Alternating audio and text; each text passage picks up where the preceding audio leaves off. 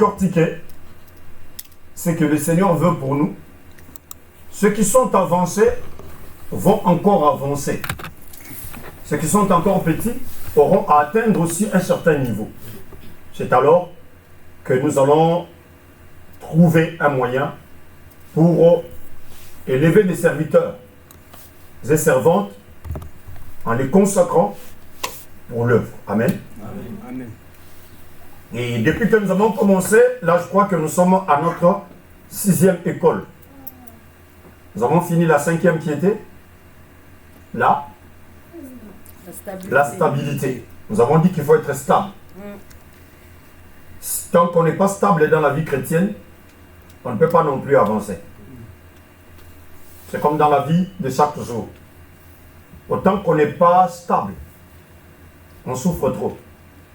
Mais quand on devient stable, ça nous aide. Plus, il y a d'autres choses que nous n'allons pas forcer. Amen. Nous allons les faire facilement. Parce qu'on est stable. Mais dans l'instabilité, c'est compliqué. Et nous avons même parlé de l'instabilité spirituelle. Nous avons dit qu'il y a des gens qui sont instables spirituellement. Qui vont d'église en église. Qui peuvent aujourd'hui être là, accepter le Seigneur Jésus et dire qu'ils peuvent avancer avec Dieu. Mais demain, mine de rien, comme ça, ils dorment, ils se réveillent, ils disent « Je ne veux plus venir dans l'église. » Quelle est la raison? Il va quitter une église pour aller dans une autre. Ce sont des choses futiles. Là-bas, les gens sont comme ceci. Là-bas, les gens sont comme ceci. On dirait que tout le monde doit être dans ce que lui imagine. Vous comprenez? C'est ce qui tue les gens. Mes habitudes ne sont pas les habitudes des frères Ephraïm. La façon d'être des frères Augustins, ce n'est pas la même façon avec Maman Sifa. C'est que chacun a sa façon. Alors quand tu englobes tout le monde dans un même sac, c'est que tu ne comprends rien. Est-ce qu'on se comprend? Amen. Même à l'école, nous n'avons pas la même intelligence. On nous enseigne par le même professeur, on nous donne les mêmes cours, on nous explique les mêmes exercices, et il y a quelques-uns qui vont comprendre, d'autres auront à comprendre petit à petit. Ils doivent aller demander les collègues pour leur expliquer tout ce qu'on nous a expliqué ensemble. C'est ça. Est-ce que nous saisissons ça? Amen. C'est pourquoi il ne faut pas englober les gens. Si tu veux pointer quelqu'un, pointe cette personne-là. Et n'englobe pas les gens dans des situations. C'est qu'il y a même l'instabilité parce qu'on ne comprend pas bien ce quoi au juste ce qu'on est en train de faire. Nous venons pour apprendre, pour devenir stable. Parce que dans la stabilité, c'est alors qu'on peut recevoir. C'est pourquoi nous avons dit que Jésus avait voulu que les gens s'asseyent pour recevoir. Avant que Jésus ne distribue, n'envoie les disciples distribuer les pains, il a dit aux gens de s'asseoir. C'est pas quand tu arrives dans l'église, quand tu arrives dans la maison de Dieu, tu dois t'asseoir, tu dois prendre place et te dire, ici c'est ma place. C'est ici que je vais apprendre la parole de Dieu, c'est ici que moi, je veux bien grandir. Amen. Amen. Les circonstances vont venir. Mais cela ne te dit pas que quand il y a des circonstances, peut-être compliquées, que tu ne trouves pas de solution pour te dire non, il n'y a aucune solution, moi je me décide de partir. C'est comme si tu abandonnais Caroline pour aller chercher Jeanne. Tu n'as rien fait. Est-ce que vous comprenez? Vous-même, peut-être comme j'ai commencé avec Caroline, que j'entretienne Caroline jusqu'à l'amener à devenir ce que moi je veux. Parce que j'ai déjà commencé un travail avec Caroline. Mais si je laisse Caroline, je dis, ok, moi je vais chercher Jeanne. C'est que je vais reprendre un travail que j'ai déjà commencé. Est-ce que vous comprenez? Amen. Tu es déjà habitué, quelque part. Tu veux aller recommencer. Parce que là, c'est une grande église. Là, c'est ceci. Là, leur pasteur est comme cela. Quand tu arrives là, tu dois commencer à bâtir des relations. Amen. Amen. Or, ici, tu connais tes frères, tu connais tes sœurs. Là, tu arrives, tu ne connais personne. Parce que peut-être une personne t'a invité là-bas, tu t'assieds. Maintenant, tu dois commencer à tisser des relations avec tout ce monde-là que tu n'as jamais connu. Donc, tu as repris à zéro. C'est comme si tu es déjà parti jusqu'en 6e primaire. Après, tu dis non, je crois que cette école ici n'est pas bonne. Et tu repars, tu vas dans une autre école, tu dis bon, ici, nous, les enfants de 6e primaire, on ne les inscrit pas. on inscrit les enfants qu'en 3e primaire. Tu dis non, bon, ça va, il n'y a pas de problème, je vais seulement reprendre la 3e primaire. C'est toi qui es en retard. Vous comprenez? Tu es en train de te mettre en retard.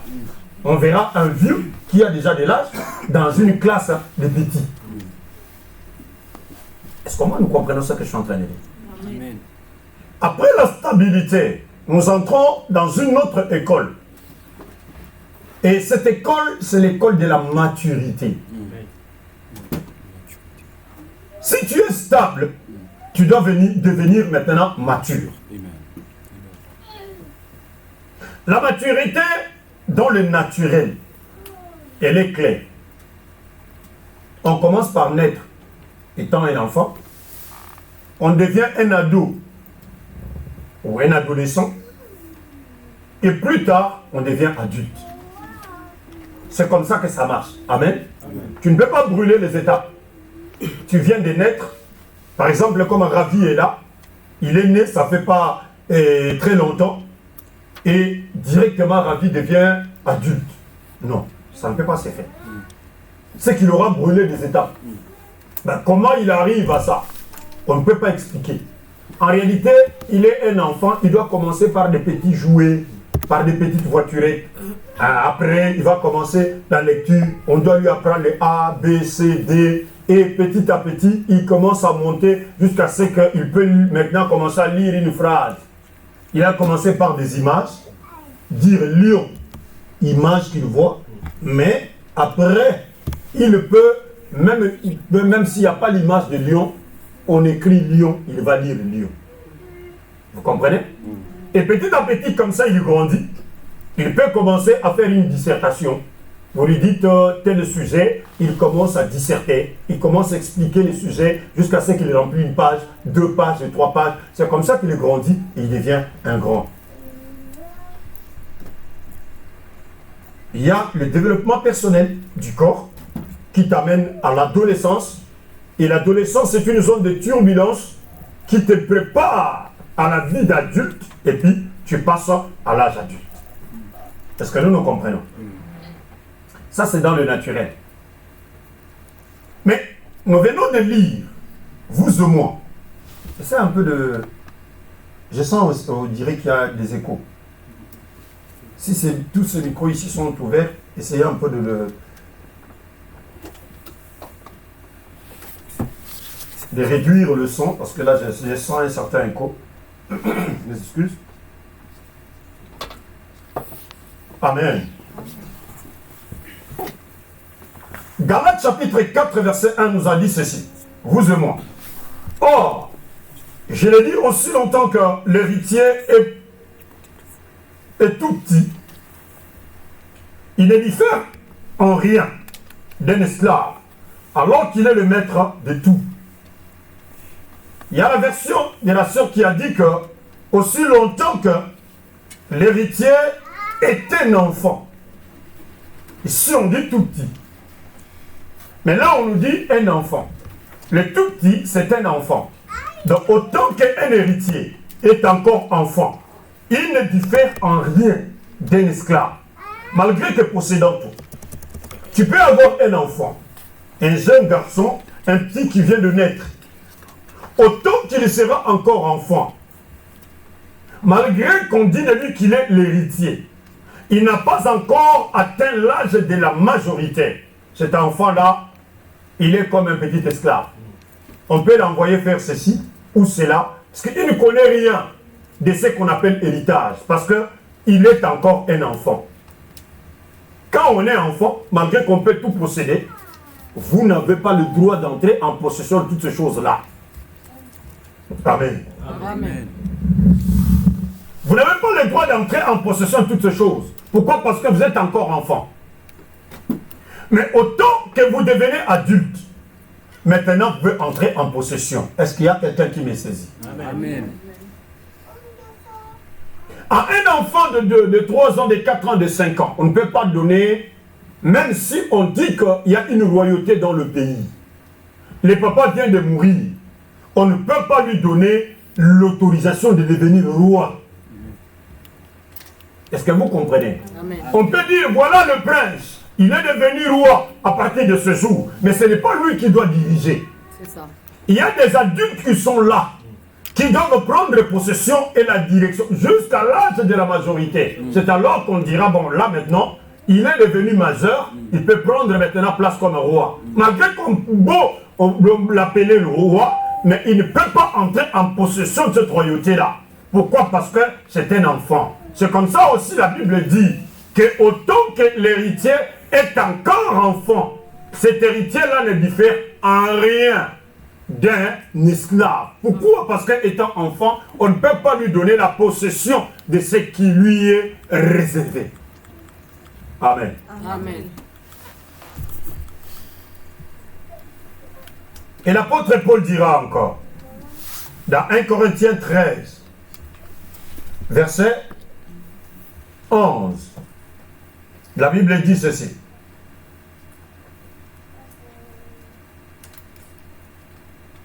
1 Corinthiens 13 plutôt, verset 11. Lorsque j'étais tout petit, lorsque j'étais enfant, j'ai parlé comme un enfant. J'ai pensé comme un tout petit, comme un enfant. J'ai raisonné comme un tout petit. Lorsque je suis devenu un homme, j'ai aboli tout ce qui était propre aux tout petits ou propre aux enfants. Est-ce que vous comprenez ça? Amen. L'héritier n'entre pas dans son héritage tant qu'il n'est pas encore mature, tant qu'il est encore petit, tant qu'il est encore enfant. Il n'a pas le droit d'entrer en possession de tout ce qui lui revient. Ça, c'est l'apôtre qui parle dans Galates. Le même apôtre maintenant commence à dire ceci. Quand j'étais enfant, il dit, j'étais un enfant. Lorsque j'étais un enfant, je parlais comme un enfant. C'est ça. Parce qu'un enfant n'a pas le langage d'adulte. Ça va? Amen. Mais il y a des gens qui viennent dans le Seigneur, qui reconnaissent qu'ils sont enfants. Parce qu'on est enfant. Lorsque nous acceptons le Seigneur Jésus comme Seigneur et Sauveur, à ceux-là qui l'ont reçu, à ceux qui croient, ils sont nés de nouveau. Ils sont nés ni de la chair, ni du sang, ni de la volonté de l'homme, mais ils sont nés de la volonté de Dieu. Alors, quand on naît, on n'est pas adulte. On n'est pas un ado, mais on naît étant un enfant. Donc, celui qui vient de naître là, qui vient de commencer la vie chrétienne, qui a compris le Seigneur Jésus-Christ Nazareth, c'est un enfant qui vient de naître. Mais le malheur aujourd'hui dans l'église, quelqu'un qui vient de naître étant un enfant, il est tellement pressé, il se voit déjà à la place d'adulte. C'est pourquoi les gens brûlent les étapes et commencent déjà, ils veulent le diriger pendant qu'ils ne sont pas encore à passer tout ce qu'il y a comme étape pour arriver à la direction. C'est ça. Moi, on ne peut pas me parler parce que moi, vous voyez mon âge, on commence même à compter l'âge. Vous comprenez que vous comprendrez avec moi ici que ce n'est pas l'âge qui compte dans la voie de Dieu. Amen. Ce n'est pas ton âge physique qui compte. Ce n'est pas parce que tu as 50 ans. Ce n'est pas parce que tu as 60 ans. Non. Quand on est, on a 60 ans. On vient de se faire baptiser il y a 3 ans. On est un enfant de 3 ans. Est-ce que vous comprenez? Amen. Maintenant, cette nouvelle naissance qu'on vient d'expérimenter, l'enfant qui vient de naître là, de nouveau, cet enfant-là doit commencer à apprendre pour abandonner de parler comme un enfant. Parce que l'apôtre dit ici que quand j'étais un enfant, je parlais comme un enfant. C'est ça. J'ai raisonné comme un enfant. Un enfant ne raisonne pas comme les adultes raisonnent. L'adulte raisonne plus loin, mais l'enfant raisonne ici. C'est pourquoi vous verrez quelqu'un qui n'a pas encore compris, qui n'est pas encore arrivé au stade de l'adulte. Il raisonne comme un enfant, il croit que tout est facile. C'est pourquoi beaucoup sont en train d'aller échouer. Moi, c'est ce que je décide. J'aime bien le faire. Parce que moi, ma vie, je trouve que, oui, tu trouves que, fais maintenant, avec ces grands français-là que toi tu veux parler, parle-le. Avec ton gros anglais là, va parler. Parce que toi tu connais très bien décortiquer le portugais, fais-le. Mais nous, nous savons que celui qui est né, c'est un enfant. Et l'enfant doit rester à apprendre. Ce n'est pas l'âge qui compte. Ce n'est pas l'argent qui compte. Ce n'est pas toute ta grandeur et tout ce qu'on peut dire sur toi. Mais c'est que nous savons que tu viens de commencer une vie. Étant un enfant, tu dois apprendre comme tout enfant pour arriver à l'âge qu'il faut pour que tu sois déclaré mature ou adulte. Amen. Amen. Il a dit, je parlais comme un enfant. Je pensais comme un enfant. J'ai raisonné comme un enfant. Mais lorsque je suis devenu un homme, donc lorsque je suis devenu adulte, j'ai aboli ce qui était propre aux enfants. Quand on arrive à l'âge adulte, on doit abandonner tout ce qui est de l'enfant. Mais malheureusement, même aujourd'hui là, vous verrez des adultes qui raisonnent encore comme des enfants. Vous regardez quelqu'un, vous dites, celui-ci n'est pas mature. Et son raisonnement là, il est tellement terre à terre. Sa façon de parler, tu sens que il n'y a rien de bon ici. Mais lui-même, comme il a l'orgueil, il s'en glorifie. Il croit qu'il est arrivé. Or, ceux qui voient, ils disent, il y a encore beaucoup de boulot à faire ici. Au lieu de se laisser maintenant entrer dans ce boulot-là, pour qu'il arrive à croître, lui croit qu'il est déjà arrivé. Il n'y a rien qui doit lui empêcher de faire ce qu'il faut faire. C'est comme si quelqu'un est encore à l'âge de 16 ans, il dit, moi, je peux diriger une maison. Tu peux diriger une maison. Ça va, c'est bon. Va chercher une femme. Tu vas comprendre quand l'enfant va commencer à pleurer la nuit. Tu vas t'effacer, tu vas commencer à taper à gauche, à droite et tout ça. Il faut demander, parce que quand je devenais père, comment il fallait que Ephraïm me dérange toute la nuit. Vous comprenez? C'est un garçon qui ne dormait pas facilement. Il dormait la journée. Il a tout changé. Lui, il dormait la journée. La nuit, il commence à pleurer. Jésus. Maintenant, il faut le prendre. Quand tu le prends comme ça, il sourit. Il est content. Donc, tu ne vas pas t'asseoir. Tu prends comme ça, tu es en train de tourner. Et lui, il est content. Il est content, il sourit. Il raconte des petits trucs. Il parle un peu. Si tu vas t'asseoir pour chercher peut-être à faire, il commence à pleurer. Mais tu pleures quoi? Tu n'es pas malade. Mais non, lui, la joie, c'est qu'on puisse baisser comme ça, pendant qu'on marche, ou on est debout. Là, il sent bien. Maintenant, tu es papa. Le matin, tu dois te réveiller pour aller au travail, pour aller te chercher. Mais la nuit, tu ne dors pas. Tu comprends ce que ça fait? Dans le matin, tu as des nerfs tendus. Ça te botte les nerfs. Tu te dis, mais au fait, tout celui qui te pose des questions, même s'il pose une bonne question, tu es fâché. Pourquoi? Parce que tu n'as pas dormi la nuit. C'est ça. Maintenant, toi, tu viens devenir père. Tu as 16 ans. Tu as 15 ans. Maintenant, tu commences à vivre avec un enfant maintenant qui te prouve ce que c'est être père. Alléluia. Amen. C'est pourquoi beaucoup d'églises sont fermées aujourd'hui. Les gens ne sont pas arrivés à maturité. Tellement qu'ils ont le kosowana de devenir pasteur. Qu'on les appelle pasteur. Qu'on les appelle pasteur adjoint. Qu'on les appelle assistant du pasteur. C'est bien toutes ces choses-là. Maintenant, on te laisse diriger. Tu te rencontres devant des situations. L'immaturité. Tu ne comprends pas les choses. Mais toi, tu veux arriver. Je vous disais une fois ici que j'arrivais dans une église où le pasteur, il est en plein cours de théologie. Moi, ça faisait depuis 96 que j'ai été consacré dans l'œuvre. Au lieu de voir en moi que ça c'est un aîné, il peut me respecter à cause de l'onction qui a été posée sur moi avant lui. C'est ça. Mais lui se croit que, comme il a l'âge, il est plus que moi. Et puis au-delà de ça, il me fait agenouiller pour prier pour moi. Vous comprenez ça? Est-ce que vous arrivez à saisir ça? Il apprend encore à la théologie. Il n'a pas encore été consacré. Ça, c'est l'immaturité. Tu sens que cet homme ici est immature. Et des hommes comme ça, ils ne peuvent pas aller loin avec l'œuvre parce qu'ils ne comprennent pas encore comment ça marche. Un aîné, on le respecte. C'est ça le droit d'aînesse même dans le naturel. Dans le spirituel, il y a ce qu'on appelle le droit d'aînesse.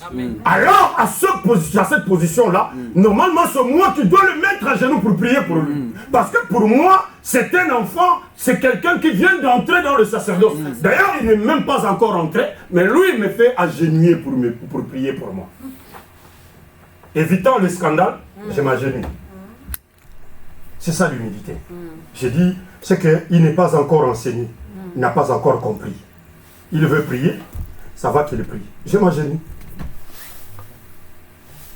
Est-ce que vous comprenez ce que je suis en train de dire? Amen.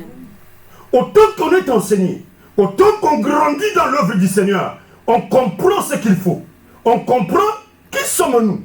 Nous sommes dans quel coin? Je suis dans quel point maintenant? C'est que je dois faire ce quoi? Si je ne suis pas encore arrivé, il y a des temps où je dois demander, poser des questions aux adultes, à ceux-là qui sont arrivés. Parce que les enfants, pour grandir tels qu'ils sont là, il y a des questions qu'ils nous posent. Amen. Amen. Même à la maison, tu peux rester, l'enfant te pose une question. Les matins, je me réveillais, je sors, pendant que je vais prendre ma douche, la première des personnes qui me pose, qui me rencontre, qui me dit bonjour papa, c'est Daniel, et puis il pose une question. D'accord. Il faut lui expliquer maintenant. Que ce qu'il est en train de penser là, ce n'est pas comme ça. Ça se passe comme ceci, comme cela. Est-ce que vous comprenez ça? Parce qu'il veut apprendre. Vous comprenez? Il veut apprendre, il veut comprendre quelque chose. Tu lui expliques tout doucement et calmement, et puis il saisit la chose. Mais quand on ne veut pas demander, on ne veut pas apprendre, qu'on se retrouve, on se dit, moi je suis déjà arrivé. Non. L'apôtre dit que quand j'étais enfant, j'ai raisonné comme un enfant. Un enfant, même dans l'église, il raisonne comme un enfant. Il doit arriver à l'âge adulte pour avoir le raisonnement d'adulte, pour avoir le raisonnement d'un serviteur. Alors il faut passer par les étapes, parce que du temps où on est appelé jusqu'au temps où on doit être placé, on doit être consacré, il y a un temps qui se passe. C'est ce temps qu'on appelle la formation. Amen. On ne peut pas pêcher un poisson et on l'amène à table. Le poisson doit commencer par passer par la cuisine. Vous comprenez? On n'amène pas du poisson du marché, on pose sur la table. Non. On amène à la cuisine. Et à la cuisine, il y a un travail à faire. Même si tu as faim, une faim de loup, tu dois t'asseoir, attendre celui qui est dans la cuisine, terminer le travail pour ramener maintenant les plats sur la table. Est-ce qu'il y a quelqu'un qui saisit ça? C'est pourquoi l'apôtre dit que quand je suis devenu adulte, j'ai tout changé. Amen. Je ne raisonne plus comme un enfant. Je ne parle plus comme un enfant, mais je parle maintenant comme un adulte. Est-ce que nous saisissons ça? Amen. Les conseils et les paroles des adultes, comme je le disais, font croître. Si tu veux croître, tu as besoin des conseils et des paroles des adultes. Les adultes doivent te conseiller, doivent t'expliquer les choses. C'est comme les jeunes sœurs qui sont là. Pour entrer dans la vie du mariage, vous avez besoin de coachs. Vous avez besoin des gens qui doivent vous expliquer c'est quoi les mariages. C'est si vous trouvez que les mariages seulement, c'est d'avoir un garçon avec qui vous donnez des bisous. Non. Ce n'est pas ça les mariages. C'est pas ça du tout. Ce n'est pas ça du tout. Les mariages, c'est autre chose. Vous irez rencontrer d'autres choses dans les mariages. C'est ça. Les mariages, c'est un terrain glissant. Que ceux-là qui sont dedans, ils veulent sortir. Mais ceux qui sont dehors, ils veulent entrer. On apprend là, dedans. C'est un terrain où on n'apprend pas ailleurs. On doit apprendre là-bas. On va seulement te donner l'idée des choses. On t'explique, voilà, ça marche comme ça. Il faut être comme ceci, comme cela. Mais quand tu entres là-dedans, c'est alors que tu commences à vivre d'autres choses. Maintenant, pour y tenir, il faut que tu sois adulte. Vous comprenez? Si tu veux demeurer dans l'état des jeunes filles, ça ne va pas marcher. Parce que là, ce ne sont pas des jeunes filles. Là, ce ne sont pas des enfants. Il y a des hommes à Kamanikolo. Est-ce que nous comprenons? Amen. Ce sont des gens formatés d'esprit. Bato ba temba l'esprit. Ne ba kota kakuna. Ba vani ba umeli. Hein? Tu restes là 15 ans, 20 ans, et puis ça continue. Est-ce que vous comprenez ça? Amen. C'est pour les adultes, c'est pas pour les enfants. C'est pas pour les jeunes filles. C'est pas pour les jeunes garçons. Si tu veux être jeune garçon, tu resteras jeune garçon et tu ne vas pas te marier. C'est pourquoi les jeunes garçons divorcent toujours. et les jeunes filles. Parce que tu vas là-bas, tu veux être comme un... Et tu vas chez nous, comme tu fais chez nous là, c'est fini. Tu restes comme chez vous. Or, tu n'es plus chez vous. Tu es chez quelqu'un. Et là, maintenant, c'est pour fonder un foyer. Et être maman comme votre maman a été la femme de votre papa. Toi aussi, tu deviens femme de quelqu'un. Est-ce que nous comprenons ça? Amen. Toi, tu crois que les mamans ont rien enduré? Vous êtes sûr que toutes les mamans qui sont allées au mariage, ils se souliaient chaque jour avec papa? Et Christophe, non. Non. Non.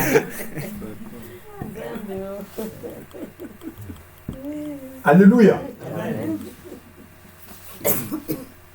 Écoutez, lisons l'Écriture.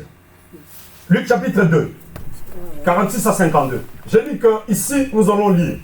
Nous allons lire pour comprendre, lire pour saisir ce que l'Écriture dit. Luc chapitre 2, 46 à 52. Je vous ai dit que les conseils et les paroles des adultes font croître, n'est-ce pas? Allons-y. Lisons l'Écriture. Amen. Amen. Je lis la parole. Et Marie dit, mon âme exalte le Seigneur et mon esprit se réjouit en Dieu mon Sauveur.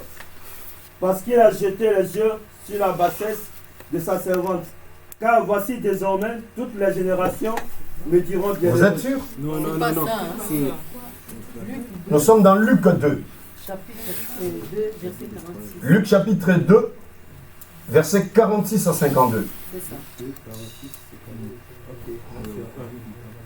Luc 2, 46, je lis au nom de Jésus. Amen. Amen. Et il arriva qu'après 3 jours, il les trouvait. Au bout de 3 jours, il trouvait dans le temple aussi, au milieu des docteurs, les écoutant et les interrogeant. Tous ceux qui l'attendaient étaient frappés de son intelligence et de ses réponses. Quand ses parents le virent, ils furent saisis d'étonnement et sa mère lui dit, mon enfant, pourquoi as-tu agi de la sorte avec nous? Voici ton père et moi, nous te cherchons avec angoisse. Il leur dit, pourquoi me cherchez-vous? C'est ça. Ne savez-vous pas qu'il faut que je m'occupe des affaires de mon père? Mais ils ne comprirent pas ce qu'il leur disait. Puis il descendit avec eux pour aller à Nazareth et il leur était soumis. Sa mère gardait toutes ces choses dans son cœur. Et Jésus croisait en sagesse, en stature et en grâce devant Dieu et devant les hommes. Jésus croissait en sagesse, en stature et en grâce devant les hommes et devant Dieu. Devant les hommes et devant Dieu. Merci.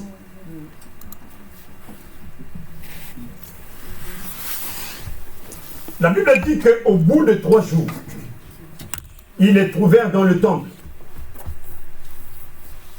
assis au milieu des maîtres, au milieu de docteurs, les écoutant et les interrogeant. Voilà Ningmo là. Vous comprenez? C'est comme ça qu'un enfant grandit. Je vous ai dit que je sortais de ma chambre avec une serviette pendant qu'on me rencontre pour me dire bonjour et qu'il y a une question à laquelle je dois répondre. Mais je viens de me réveiller du sommeil.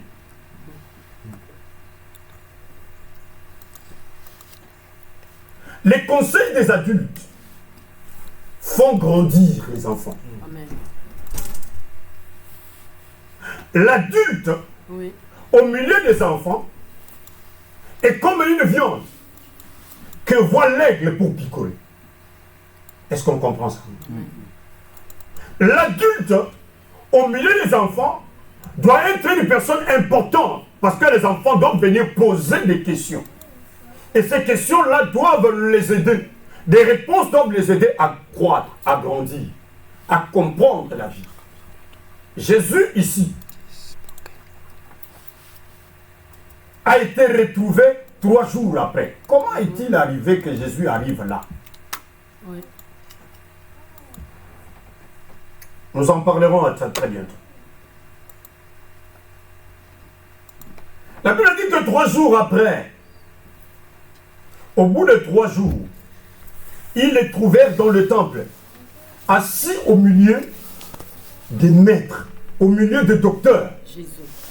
Et qu'est-ce qu'ils faisaient? Ils les écoutaient et les interrogeaient. Jésus n'est pas allé s'asseoir avec des jeunes filles pour commencer à parler des boîtes de nuit. Non. Il était jeune. Ici, il est ado. On comprendra il a quel âge. Mais il n'est pas allé s'asseoir avec des ados pour parler des Fortnite. Non.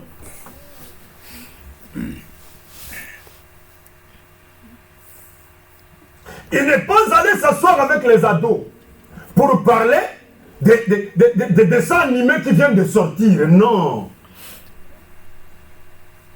Il n'est pas allé s'asseoir avec les autres ados pour expliquer, comme aujourd'hui, comment on fait des enfants. Non.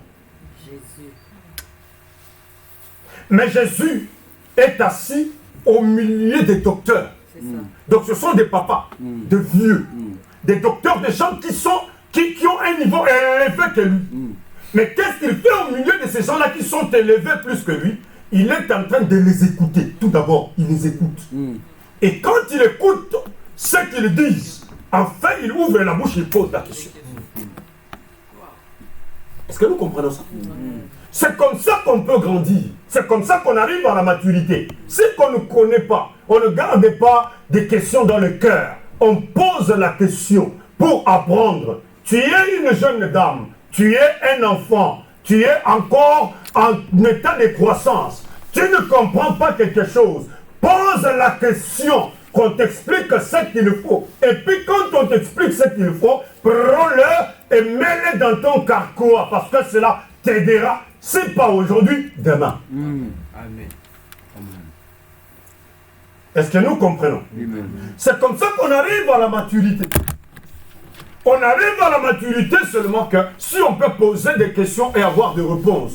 S'il y a des questions que je peux poser aux gens et que je n'ai pas de réponse, je pose la question à Dieu. Pourquoi ça? Pour que Dieu m'enseigne, que Dieu m'explique, pour que moi, j'arrive à donner une réponse favorable ou à changer maintenant mon état. Pourquoi? Parce que Dieu m'a répondu. On ne reste pas avec des questions dans son cœur. Amen. Ne deviens pas comme une femme qui déjà a demandé à Dieu, Seigneur, donne-moi un signe si celui-ci est mon mari. Et Dieu donne des signes nets. Et les signes s'accomplissent. La fille se dit, ah voilà, comme Dieu l'a fait, c'est réel, que c'est mon mari. Mais cette fille-là commence à vivre. Maintenant, avec cet homme, marié, ils prennent du temps. Après des années, il y a un problème qui sort à la maison, où il discute avec son mari, où ils entrent en colère. Il rentre devant Dieu. Seigneur, donne-moi un signe pour prouver que celui-ci est mon mari. Tu n'es pas en train d'avancer.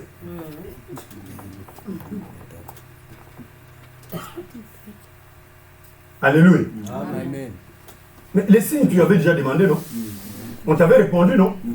Maintenant, tu viens demander les signes pour que ça fasse quoi? Que Dieu donne encore un signe? Non. Si cette situation-là se retrouve comme ça, pose maintenant la question à Dieu. Cette fois-ci, ce n'est pas, tu n'as plus besoin de signes. Tu sais seulement qu'il pleuve ou qu'il neige, c'est avec lui que je dois être. Maintenant, pose la question, Seigneur, pourquoi cette situation? Qu'est-ce qui arrive? Pourquoi ça? Est-ce que tu peux m'éclairer? Dieu va t'éclairer sur la situation. Parce que la première des choses, là, tu n'as plus besoin de demander. Parce que tu as déjà eu la confirmation. Et si maintenant Dieu dit pendant que tu es déjà entré dans le mariage, ou tu es déjà marié, Dieu te dit que non, voilà, ce n'est plus ton mari. Tu fais quoi?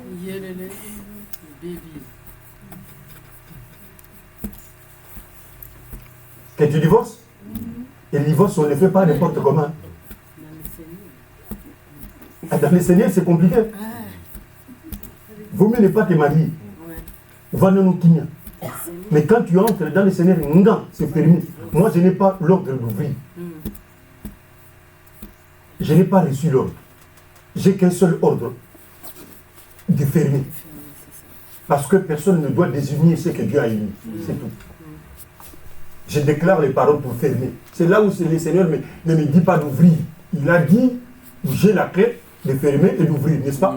Mais quand je déclare des paroles du mariage et que se fermer, il a dit que personne n'ouvre, que personne ne sépare ce que Dieu a uni. Donc quand c'est uni là, c'est fini. C'est un chemin d'un seul sens. C'est ça.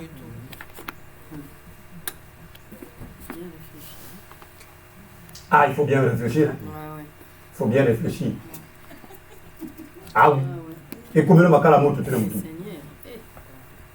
Et comme le makala moto tout le monde. Est-ce que nous comprenons ça? Amen. Amen.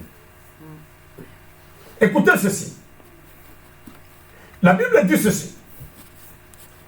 Au bout de 3 jours, ils le trouvèrent dans le temple, assis au milieu des maîtres, écoutant, en les écoutant et les interrogeant. C'est ça. Tout ce qu'il entendait était stupéfait de son intelligence et de sa sagesse. Donc de Jésus sortait une certaine intelligence, une certaine sagesse. Il paraît petit dans le corps. Mais ce qu'il est en train de poser comme question, ce sont des questions intelligentes. Des questions avec sagesse. Il pose des questions. Il les écoute et en retour, il pose des questions. C'est ça la maturité même. C'est ça le fait de grandir parce qu'ils étaient stupéfaits. C'est dire, mais c'est un enfant à le voir. Mais oui, il ramasse ces questions-là. La Bible dit, quand ils le virent, ils furent ébahis. Sa mère lui dit, mon enfant, pourquoi nous as-tu fait cela? Ton père et moi, nous te cherchions avec angoisse. Il leur répondit, pourquoi me cherchez-vous? C'est ça. Et savez-vous pas que j'ai à faire l'œuvre de mon père? Vous comprenez? C'est papa et maman qui parlent ici, mais lui leur répond. Vous ne savez pas que je dois faire l'œuvre du père? Mais ils ne comprirent pas ce qu'il leur disait. C'est ça. C'est un enfant qui leur répond qu'il doit faire l'œuvre du père. Et puis eux, ils n'ont pas compris ce que l'enfant a dit. Puis il descendit avec eux à Nazareth. Il leur était soumis. Sa mère retenait toutes ces choses. Jésus obéissait aux parents. Vous comprenez? Il est parti avec eux. C'est pourquoi j'enseigne toujours aux enfants d'obéir aux parents. Est-ce que vous comprenez ça? Je commence par enseigner les enfants dans la chair d'obéir aux parents. Mais il y a aussi des enfants en esprit. Ceux-là qui dépendent d'un papa. Vous comprenez ça? Il y a le père qu'on appelle le père spirituel. Comme le père qui est le père charnel. Et le père spirituel, on lui obéit. Comme on obéit au père charnel. Est-ce que vous comprenez ce que je suis en train de dire? Amen.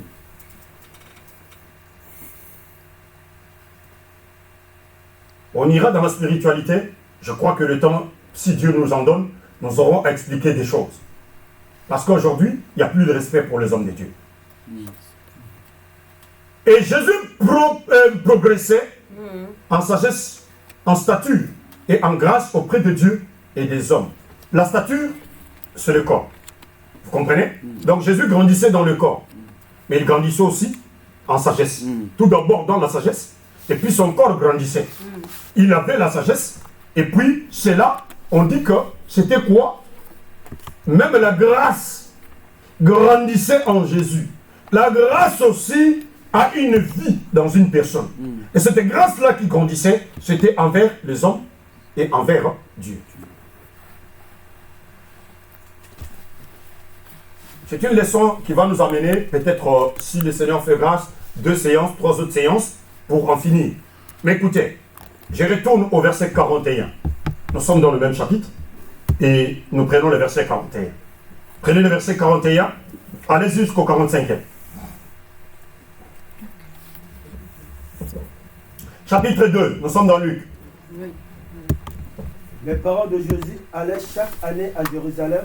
Les parents de Jésus allaient chaque année à Jérusalem. À la fête de Pâques. À la fête de Pâques. Lorsqu'il fut âgé de 12 ans.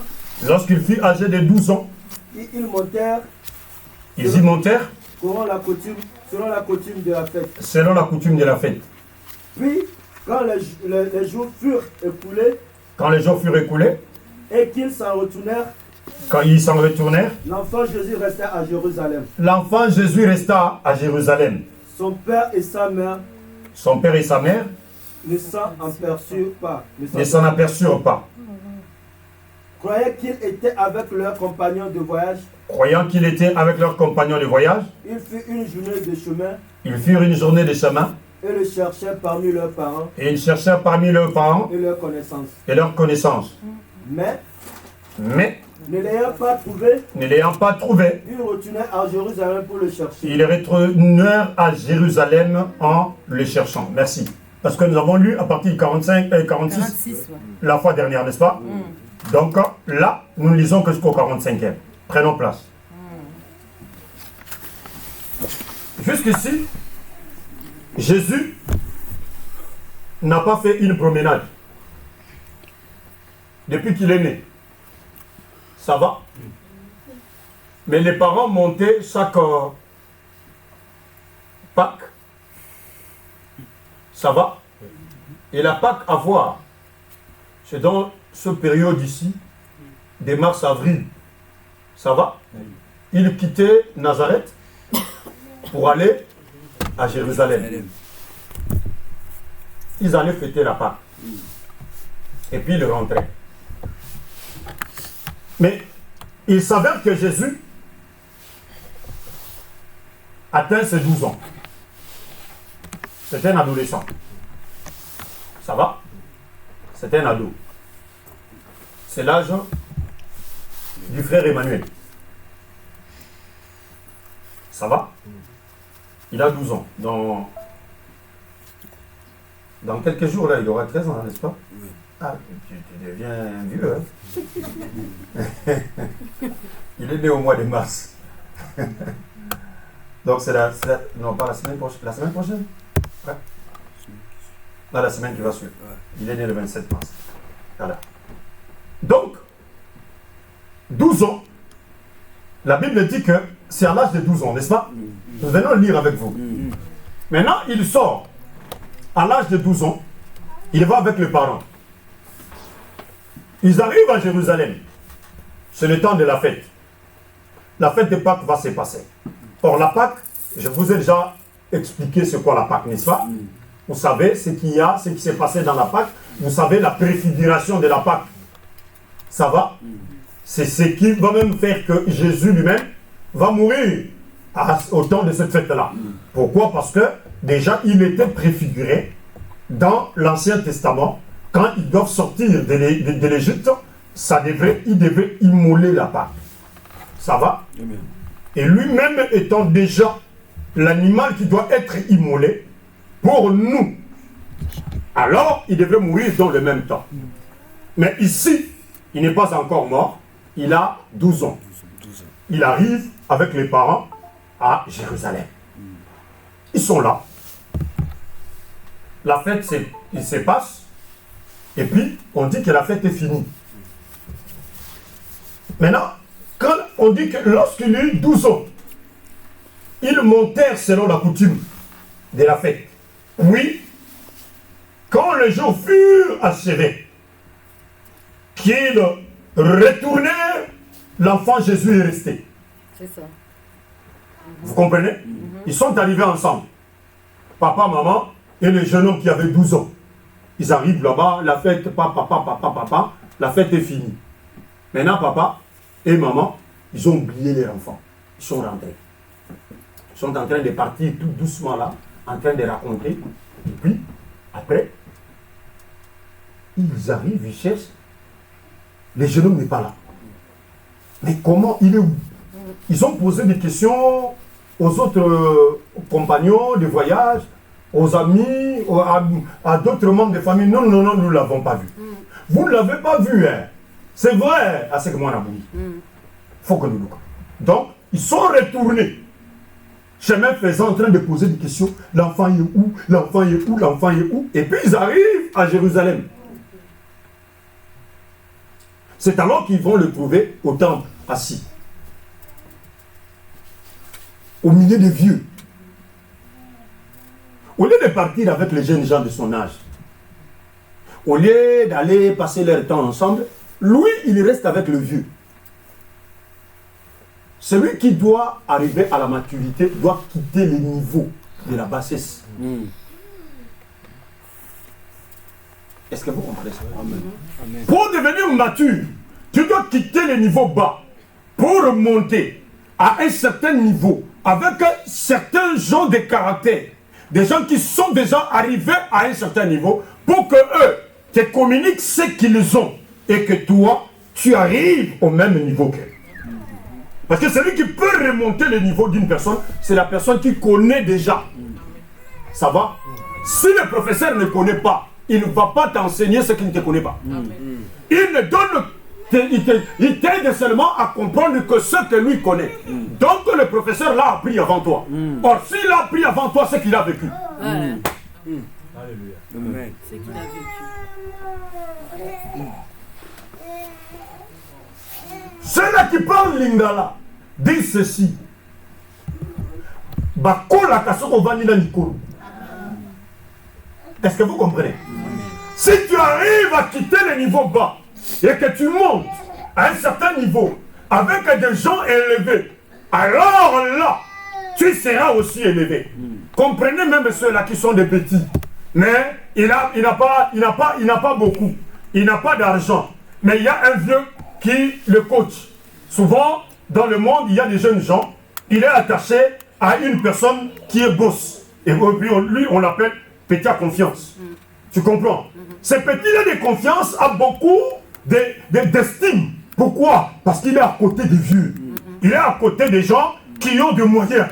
Lui, même s'il tient une valisette comme ça, mais on le considère. Parce que dans des gros 4x4, lui va entrer à l'intérieur. Mais toi, comme tu n'es pas approché, tu ne peux pas entrer. Ce que font ces gens-là, lui, il le vit. S'ils doivent manger des frites quelque part avec beaucoup de mayonnaise, lui va manger. Mais toi, tu ne manges pas parce que ce n'est pas ton niveau. Celui qui veut arriver à un certain niveau doit quitter le niveau de la bassesse pour avancer et arriver à ce niveau-là. C'est comme ça qu'on grandit. C'est comme ça qu'on peut comprendre qu'est-ce qu'eux font pour avoir l'argent.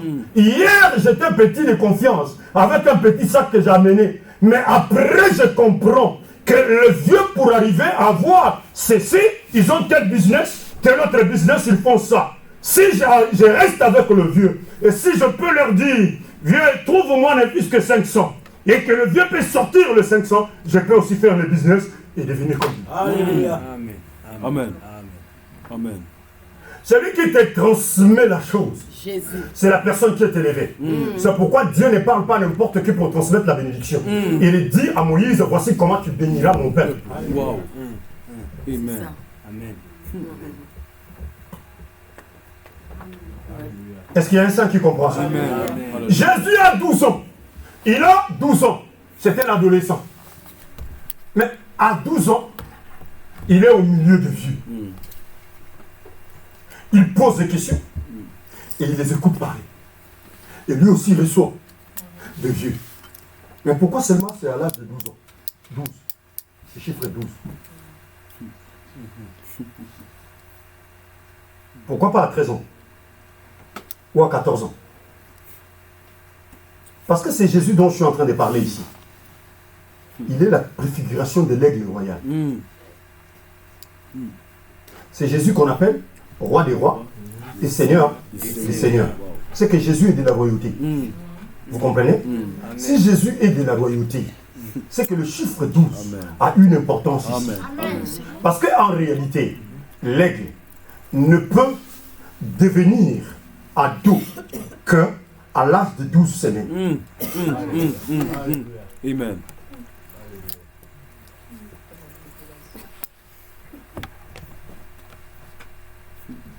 C'est ma rabbin global. Amen. Alléluia. Amen.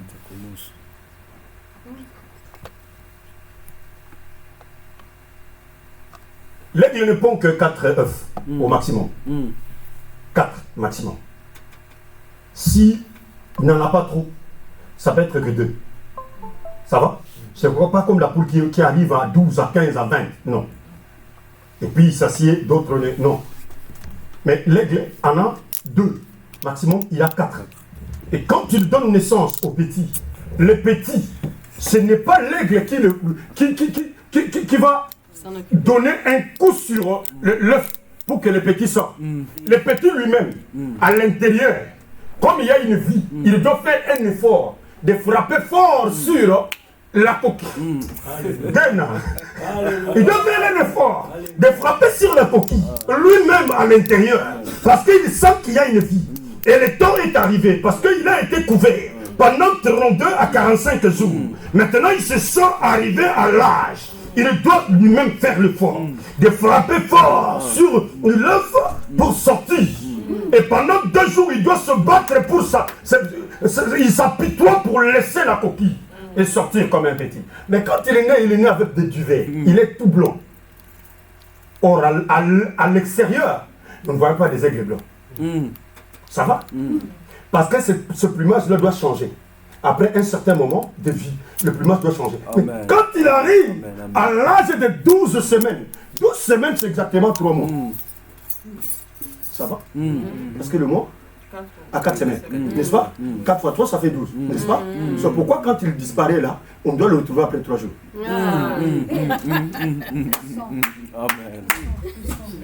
Ça va? Amen. Ils sont rentrés, c'est après 3 jours qu'ils l'ont retrouvé. Ça va? C'est lui qui va mourir. Et c'est après 3 jours qu'il doit ressusciter. Ça va? C'est lui qui meurt. Mais il ne meurt pas seul. Il est là, il y a une personne à gauche, une autre personne à droite, et ils font 3. Parce qu'à gauche et à droite, ça fait 2 plus lui, ça fait 3. Ça va? C'est lui qui doit être jugé par 3 personnes. Successivement. Pour qu'il soit condamné. Ça va? Est-ce qu'on peut avancer? Écoutez. 12 semaines.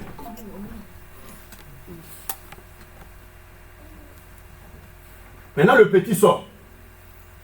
Le petit qui sort, qui vient de naître, il a besoin de 12 semaines. Dans les 12 semaines, il devient ado. Ça veut dire que, maintenant là, il a des ailes. Les duvets commencent à disparaître totalement, mais il a des ailes. Mais après qu'il ait des ailes comme ça, pendant ce temps ici, c'est papa et maman qui nourrissent. Ça va? Il est là assis. Il est en train d'attendre chaque jour quand papa sort. Parce qu'au début, maman vient d'éclore, c'est papa qui fait les courses pour aller chercher à manger et ramener dans la maison. Mais quand maman commence à reprendre sa force, et maman et papa doivent aller chercher la nourriture pour ramener ici, pour donner aux petits. Et les petits sont en train de manger de la nourriture fraîche avec du sang. Et ils sont en train de grandir, de prendre des ailes. Mais il faut que ces enfants-là, ou ces petits-là, les aiglons, qui arrivent à 12 semaines, doivent maintenant s'entraîner. C'est pourquoi Marie et Joseph ne font sortir l'enfant que quand il a 12 ans. Wow. Amen. Alléluia. Ça va? Alléluia. On les fait sortir quand il a 12 ans. Il était à la maison chaque jour. Mais ici, on lui dit, ça va? Allons-y, quittons Nazareth pour aller à Jérusalem. Or, Jérusalem, c'est la ville du grand roi. Amen. C'est ça. Ça va? Amen. C'est là où siégeait le roi. Il faut maintenant partir. Ils sortent de là. Ils sont partis ensemble. Cet aiglon-là, qui a 12 semaines, l'aiglon a peur de quitter le nid. Malgré qu'il a des ailes. Maintenant, tellement qu'il a peur de quitter le nid. Celui qui va le pousser à quitter le nid, c'est papa ou c'est maman. C'est ça. Il est au bord du nid, il ne peut pas partir. J'ai des ailes, mais est-ce que ça va réussir? Celui qui le pousse, qui le fait quitter le nid pour qu'il commence à chercher comment se battre et commencer à voler, c'est le papa ou la maman. Or, si c'est maman qui aide l'enfant à sortir du nid, c'est qu'ici, Joseph et Marie qui ont amené Jésus à Jérusalem.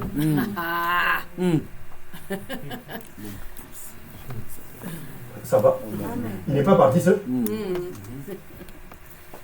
Il était ado, mais ils l'ont accompagné.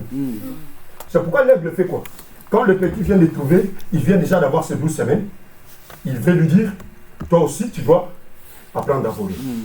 Or, jusqu'ici tu ne voles pas. Alors il faut pousser. On fait quoi? Il arrive au bord du nid et on pousse. Et il se retrouve dans les airs. Maintenant, se retrouvant dans les airs, il faut que tu apprennes à battre les ailes. Et l'aiglon doit commencer à battre les ailes très fort pour retourner jusqu'au nid. Ça veut dire qu'on vient d'avoir une première expérience. Donc maintenant, là, tu peux. Ok?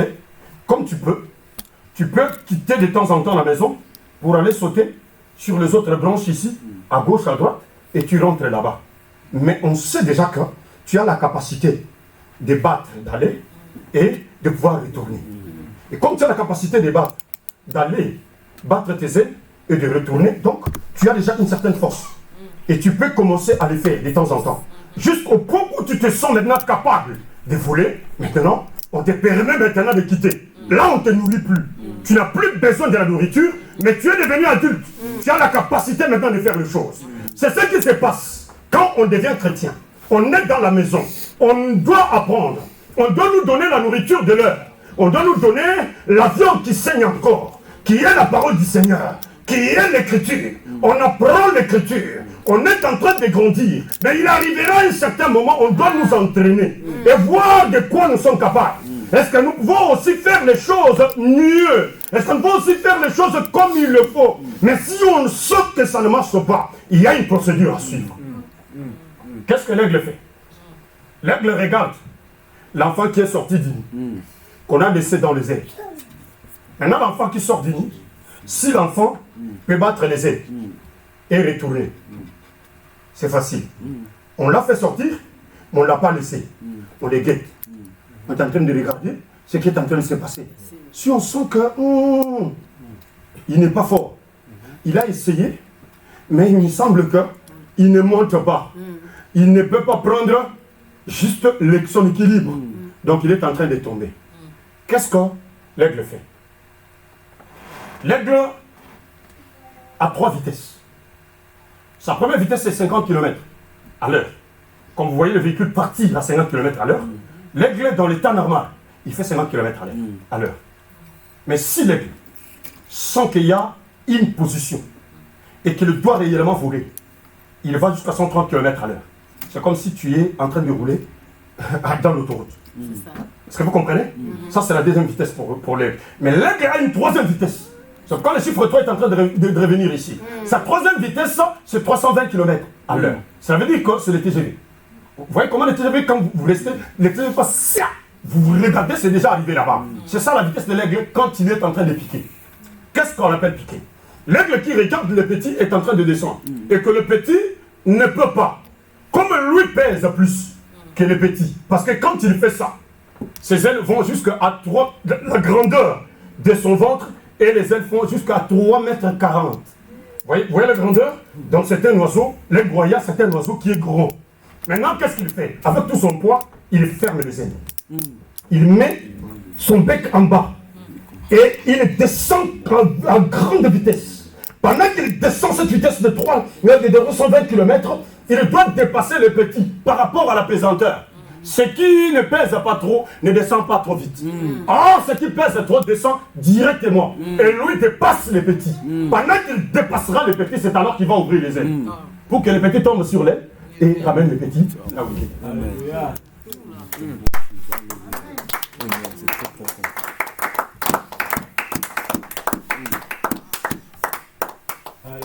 Il faut que les gens entrent dans l'entraînement. Mais quand est-ce que les gens entrent dans l'entraînement? Quand on commence à le sentir, qu'ils ont la nature de l'adulte. Ils peuvent maintenant comprendre les choses. Ils ont assez mangé. Maintenant, ils ont une certaine capacité. On doit commencer à les essayer à faire quelque chose. Et si ça ne va pas trop, on les retire. Mais parfois, pendant le moment où on sent qu'il n'est pas vraiment adulte, il n'est pas mûr, qu'on retire quelqu'un, c'est alors qu'avec Alibako. La fois dernière, et tu vois, il y a d'autres temps, on me laissait passer. Maintenant, on ne veut pas que moi je fasse ça. Vraiment, cela veut dire que ils ne sont pas bien. Moi, je trouve qu'ils privilègent telle personne ou telle... Mais Est-ce qu'on va pécher ici quand tu ne fais pas ce qu'il faut? Ce qu'on m'a dit. Est-ce qu'il y a un saint qui comprend? Il faut grandir. Est-ce qu'on comprend? Amen. Il faut arriver à l'âge de grandir. À l'âge adulte. Tu es encore adolescent. On est en train de t'entraîner, de t'amener dans une voie pour que tu arrives à la perfection, pour que tu arrives à devenir adulte. Mais pendant qu'on est en train de t'entraîner, on sent que tu n'as pas trop de force. Tu n'es pas vraiment capable comme il le faut. Si on te laisse faire, on te tue. C'est alors là le sentiment humain. Maintenant, ce qu'il faut faire, il faut te retirer. On va t'essayer sur des petits coins. Ça va? Saute des branches à branche parce que tu as les ailes pour les faire. Mais pour descendre et que tu ailles au rythme du vent, tu ne sauras pas. Parce que l'aigle ne vole pas n'importe comment. L'aigle ne vole pas en réalité, l'aigle plane.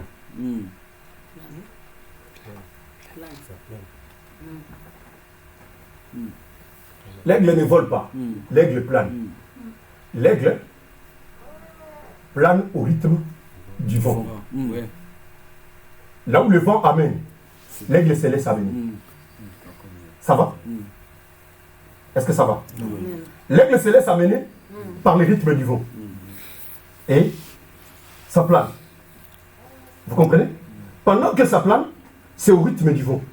Or, celui qui est devenu adulte comprend qu'il y a des choses qu'on ne force pas.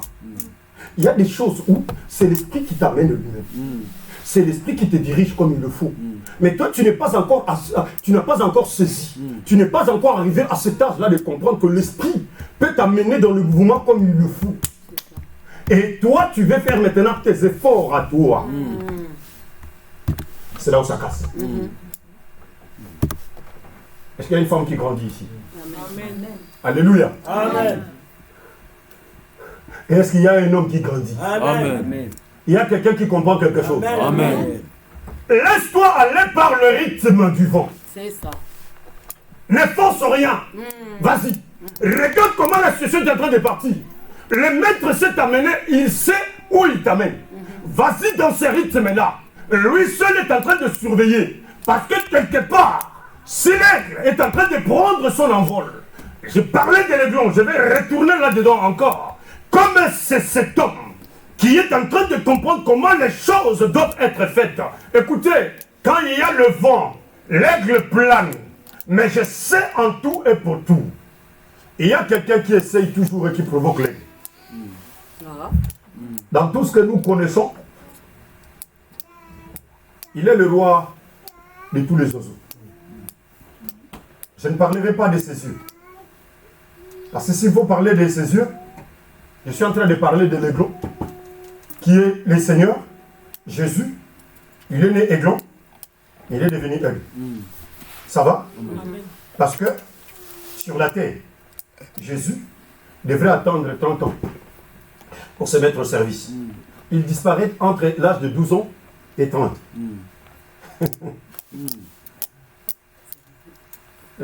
Bon, ça va. Il n'y a pas... Ah, garde. On n'a plus les minutes. Ok, ça va. Bon, on verra ça, il n'y a pas de souci. Ok? On verra ça. Parce que Joseph doit être vendu pour 20 cycles, et Jésus doit être vendu pour 30.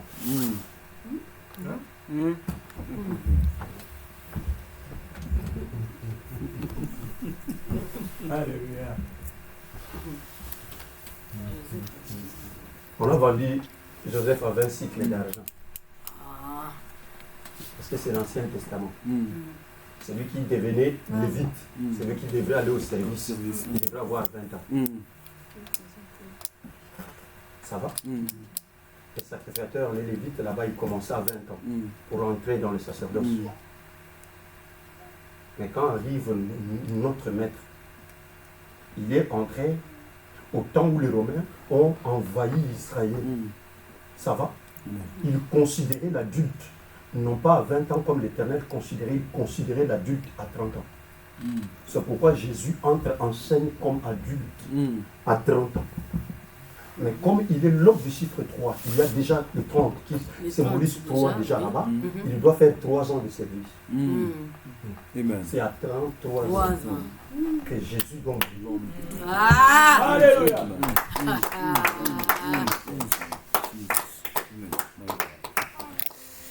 ça va sérieusement. Alors,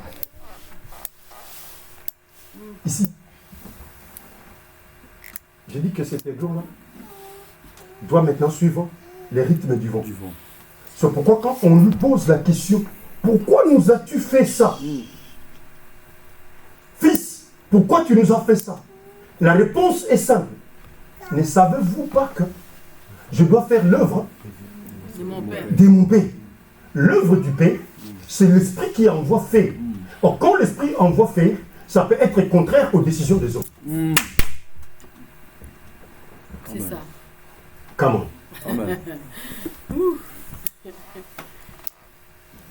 C'est les vents qui appellent. Laisse les vents t'amener. C'est ça. Laisse les vents te diriger là où il veut te diriger. Laisse-le t'amener. C'est que Dieu dit, laisse-toi faire. C'est ça. Laisse-toi te conduire par Dieu. Jésus. Ne fais pas tes propres efforts. Ne fais pas tel que toi tu le veux. Non, non. Laisse Dieu te prendre. Il t'amène là où il veut t'amener. Il te prépare comme il le faut. L'aigle n'a jamais été menacé par des autres animaux. Il y a seulement le corbeau qui dérange l'aigle. Le travail du corbeau, c'est quoi? Le corbeau n'a jamais aimé que l'aigle vole facilement. Si l'aigle prend un certain niveau, le corbeau vient, il saute sur l'aigle. Son travail, c'est de piquer, c'est d'enlever les plumes de l'aigle.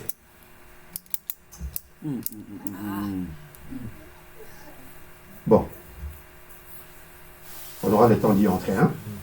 Mais c'est que seulement je vais te dire ceci que si tu sens le corbeau, hein, dans ton mariage, tu sens le corbeau dans ton travail, tu sens le corbeau dans ta maison, tu sens le corbeau dans tes fiançailles, son travail, c'est de t'enlever ce que tu as. Et pendant qu'il cherche à t'enlever de temps en temps ce que tu as, il y a quelque chose à adopter. La manière où l'aigle adopte la chose, c'est juste de quitter le niveau bas qu'il est pour commencer à monter. Et pendant qu'il monte, lui, le corbeau, ne va pas supporter la hauteur. Comme il ne supporte pas la hauteur, le corbeau doit quitter le tout.